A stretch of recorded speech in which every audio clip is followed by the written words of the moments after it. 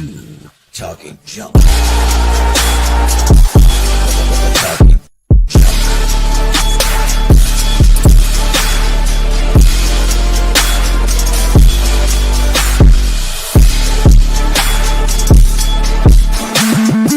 Ladies and gentlemen, boys and girls.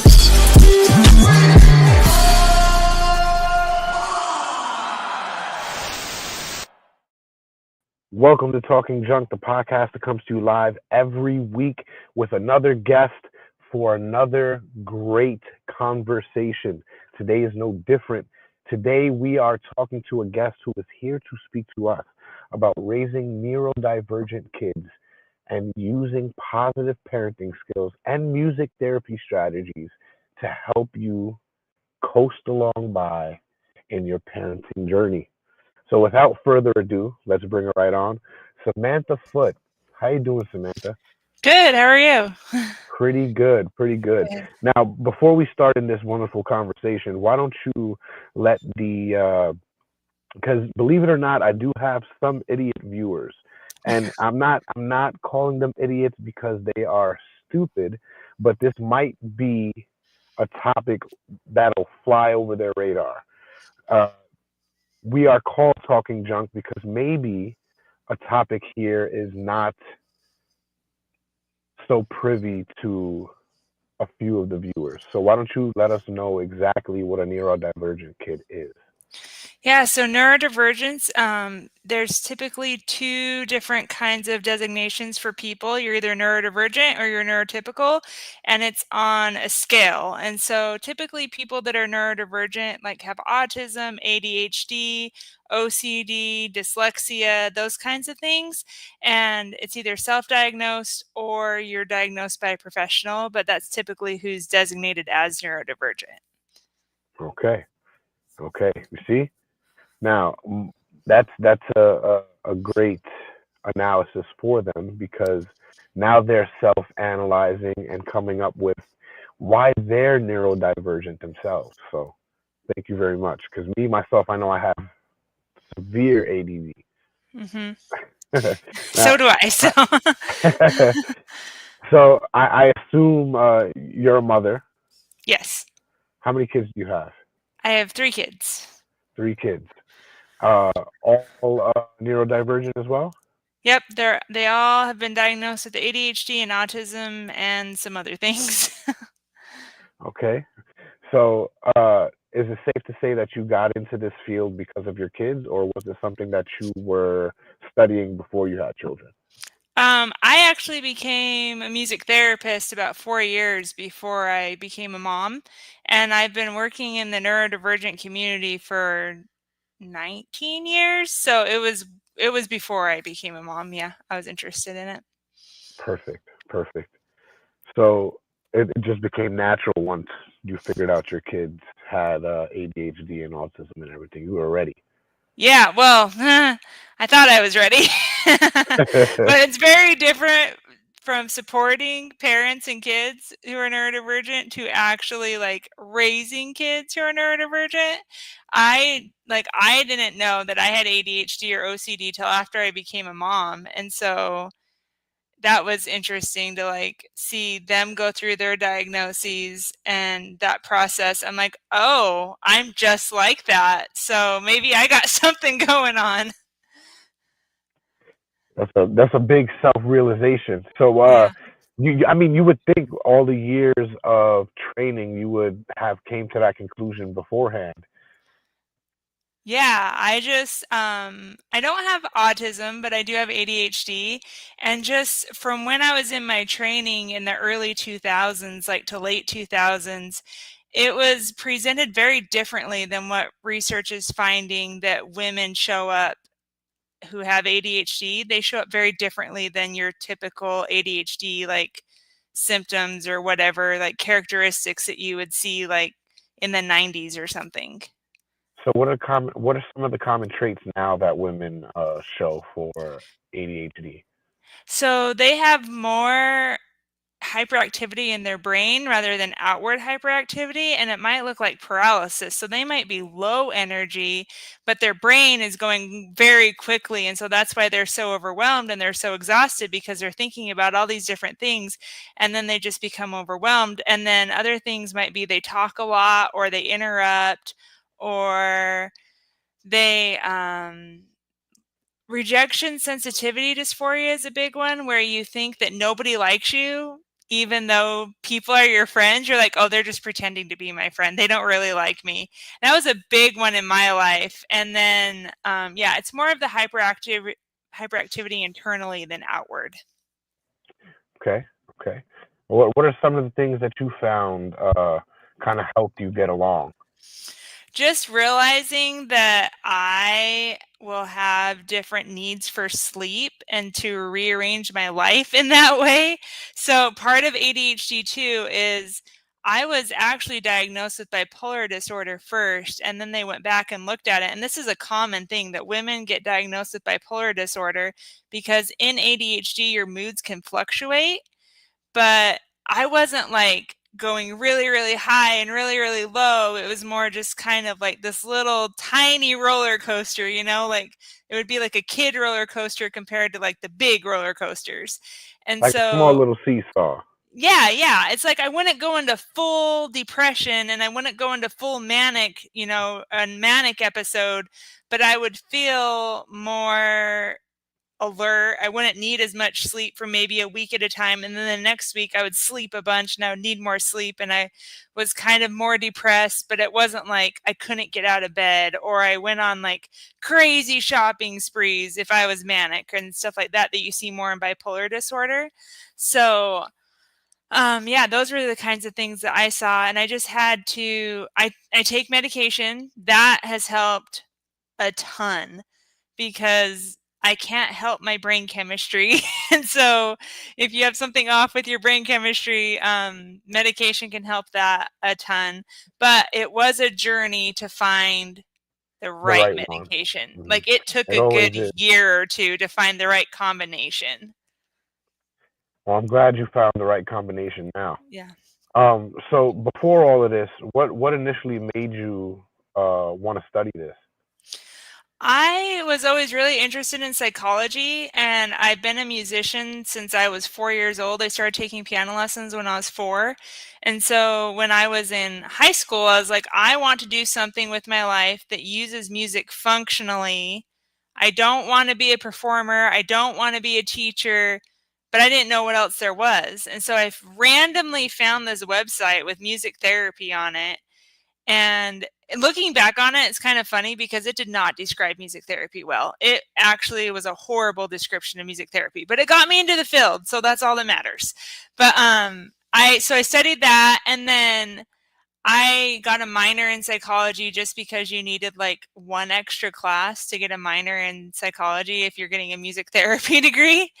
And so, and then with autism, like I was just really drawn to kids with disabilities during, even before I went to college. And then while I was in school, I got a job working with this kid who had autism, being a behavioral therapist. And so I just kind of kept doing that. So that's how I got into the field. Okay. Okay. So when did you figure to use music therapy with children with ADHD and autism? Yeah, so there is a lot of research behind music therapy and using it with children with ADHD and autism. And so I just kind of followed that. I definitely did not come up with it. And I've just found that music can be a really good tool in helping kids increase their communication skills, motor skills, cognitive skills, social emotional, and just helping make new neural networks in the brain, like make new connections in the brain that they can increase those skills. One of the coolest things that I saw was people can sing before they can talk. And so I had this 3-year-old that I was working with during my internship, and I would sing Brown Bear with him, and he was non-speaking, and he started humming the song, and then he started singing the words, and then he was able to say the words without the song. And so that's just one example of how music was able to make new connections in his brain, that he was able to speak after he like hummed the melody, sang the song, and then could speak the words without singing. Now, is it have you found in your studies that it's more uh, what's the right word? How how likely is a nonverbal autistic child to speak if he or she has had music therapy? I don't know. I don't know that. I do know that the kids that I've worked with, they seem to make more sounds than kids who are not receiving music therapy, but I don't know all the research and the prognosis of that. I just know anecdotally what I've seen. But I do have speech therapists tell me, like, hey, if you work with my client before I do, they're more likely to speak, they're more likely to make sounds, because the music is just like priming the brain for language. But it's not like a miracle cure. Like, don't go out and get music therapy and expect your kid just to start talking, like it definitely takes time, and it's not 100%, like you're not guaranteed to speak if you do music therapy. Um, okay, so do you apply a certain type of music to your therapy, or is it all types, all genres? Yeah, I have done all genres, all different types. The kids usually play instruments and sing with me. Like, they're making music while I'm helping them make music. And so it's not just me like making music at the kid, but it's really client dependent. So if a kid, I had one kid that liked 90s alternative, and so he didn't speak, but he would sing 90s alternative music all day long. And then if he was getting overstimulated or anything like that, we would sing Savage Garden, and it was amazing. Like, for me growing up in the 90s, like that was awesome music to use, because I've sang one too many Baby Shark songs with the other kids. Now, do you have your own practice? Yeah, so I own Boise Music Therapy Company. And your plan, is it solely based through music, or do you add certain elements to it also? Yeah, so music therapy can use different things. Like, we use art.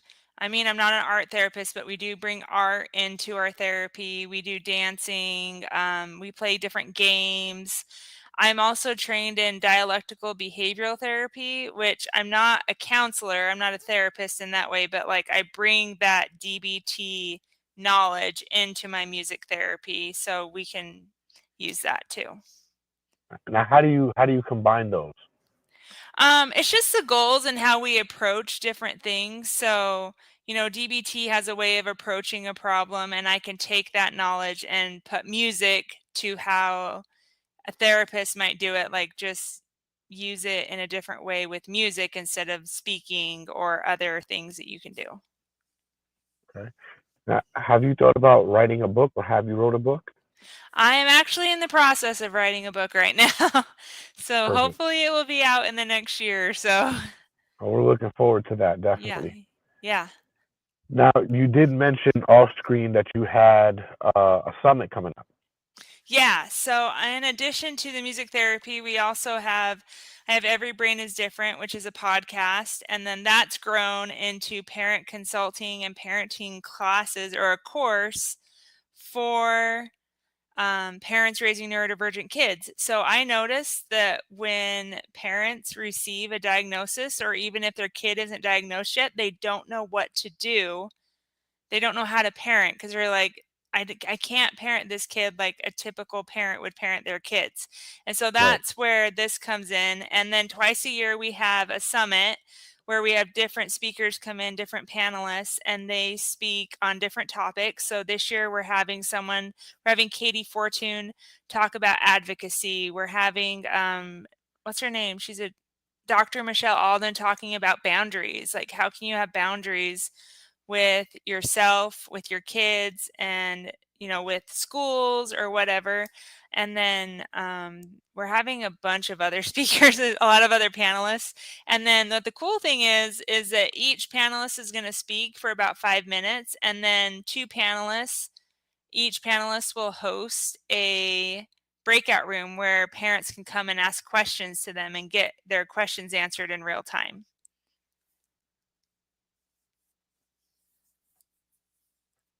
I'm sorry, I was reading this guy's Oh, no comments on worries. here. He seems to think Yeah. our audio is a little off balance.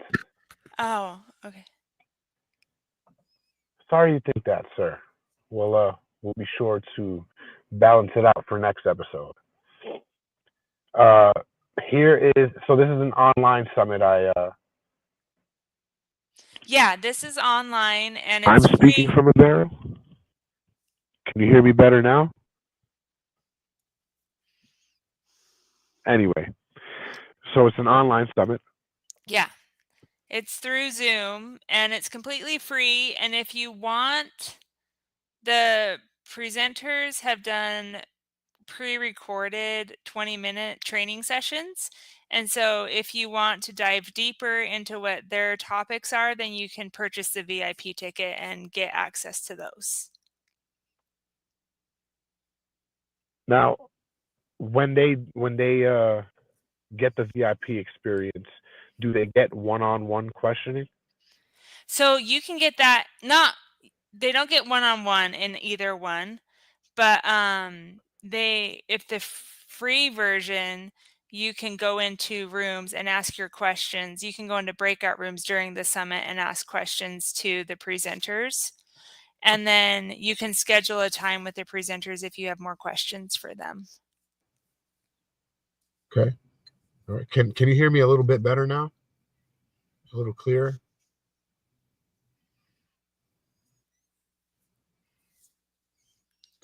Samantha, can you hear me? Oh, yeah, I can hear you. Yeah. Okay. I thought you were waiting for a comment. Sorry. Oh, no, I just wanted to make sure you could hear me. Yeah, I can hear you. All right. So where were we? Now, your website is, do you also do can you do your therapy online, or is it solely based in person? Yeah, I can do it online. Most people prefer not to have it online, but I can do it online as long as you're in a state that doesn't have licensure. Because in the United States, music therapy is very differently regulated in each state. So some states have no regulations, some states you have to have a license. So as long as you don't have to have a license in your state, I can do it online. And what state are you in? I'm in Idaho. Idaho. All right. Yeah. There's no regulation here, so I can, which is not good, but anyone could call themselves a music therapist, but you shouldn't. At least you have some good potatoes. Yeah, that's true. I do have access to good potatoes. This is the website. It's everybrainisdifferent.com. And do you when you offer your therapy sessions, is it solely for the child, or do you offer a session for the adults as well? Parents can sit in on sessions if they want to, but they don't have to. But the sessions are geared more toward the child. And then if the parent has any questions, then I can answer those, or we can do therapy together. Okay, I only asked because I know you mentioned before that a lot of parents, they don't know what they're doing. Majority of the time they get stressed. They sometimes lash out, maybe not at the child, but at other people because they're frustrated. I would think, or I thought that you might offer some type of therapy session for the parent themselves. Yeah, and I've tried doing like support groups or like drum circles in the past, and they just haven't been very well attended. And so I kind of just stopped doing them. Right. If it's not well received, you kind of want to switch gears. Yep. Where do you see yourself going from here?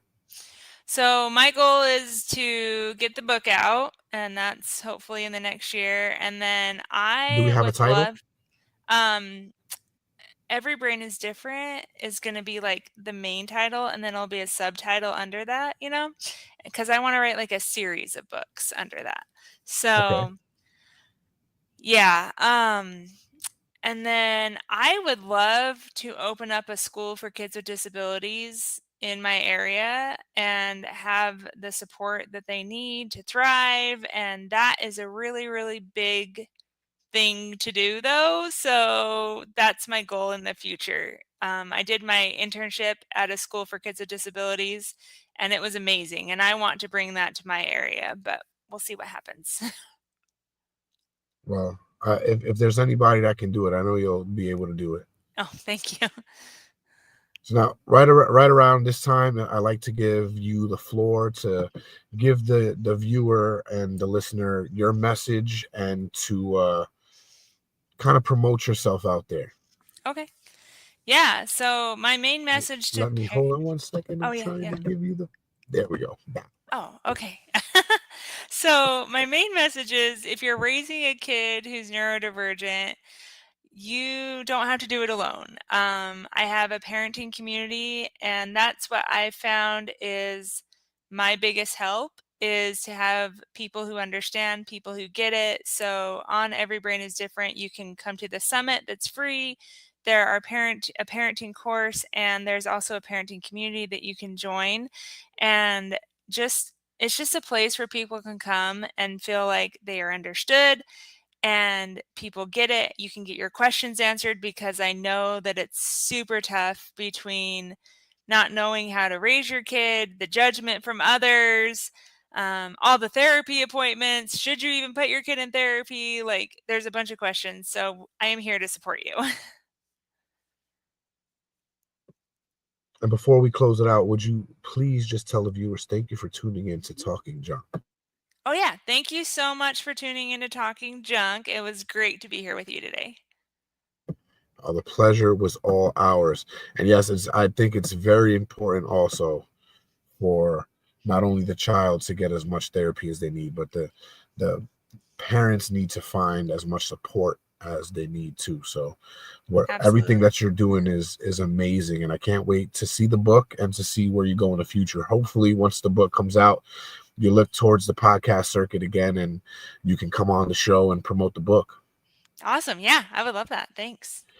Is the book just solely based on your music therapy sessions? No, it will be a resource book talking about like my experience with different resources for the neurodivergent community. Like music therapy will definitely be included, occupational therapy, speech therapy, aqua therapy, Aqua therapy. different resources from like the government, so Medicaid and that different stuff, and how you can access those resources. Now, one other question I wanted to ask, because I know a lot of autistic children, they don't like loud sounds. Yeah. Is it difficult to get them to adhere to music therapy because of that? So it just depends on the kid. Like my kids were not good candidates for music therapy when they were little because they didn't like music.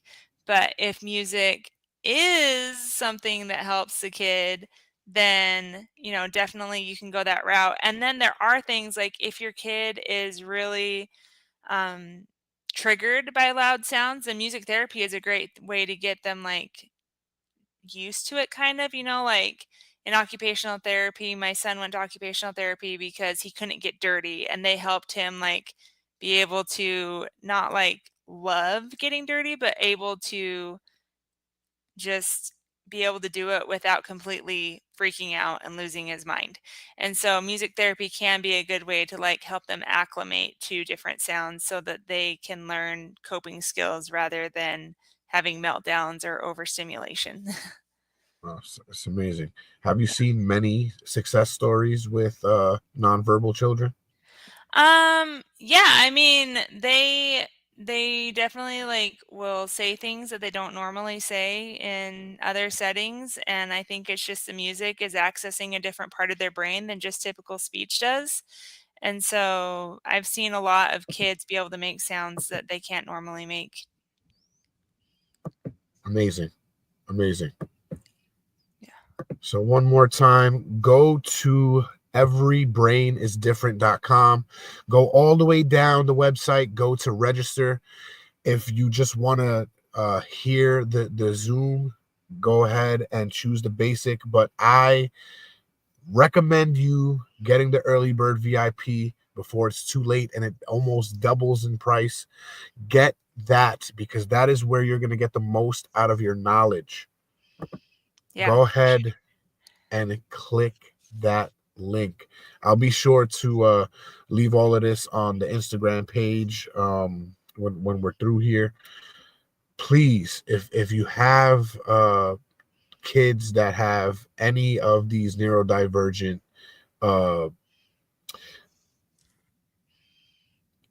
I hate the words surrounding it, like disabilities or in let's just say these neurodivergent differences. They will be made more clearer to you on what to do and how to get help. Please click that link. Get the early bird VIP. Thanks again, Samantha, for coming on. I cannot wait to have you on again for the book. Yeah, thank you. It was great being here. Pleasure was all mine. Let me close this out and I'll be right back with you. Okay. Well, there you have it. Another great guest for another great week. We have a lot of audio issues, apparently. I think it's just my voice this week. I am fucking beat. And I know if I speak up and project my voice, Mr. Holmes or Miss Holmes can hear me a lot better. But that is beyond the point. Make sure you tune in every week so you can get this knowledge on where to get the most out of your time here. Well, thanks a lot, Holmes. I got it. No worries. I'll just go inside and I'll grab my microphone for the next podcast running down. We have a debut here on the Talking Junk Network coming in about a half hour. So stay tuned for the weekly roll up. Until then, we absolutely love you. And please keep coming back because we are the only people that have this live content that you can't hear.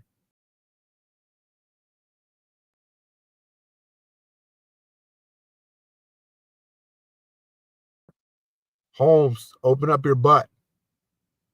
Don't worry if I open up my world. We love ya. Peace out.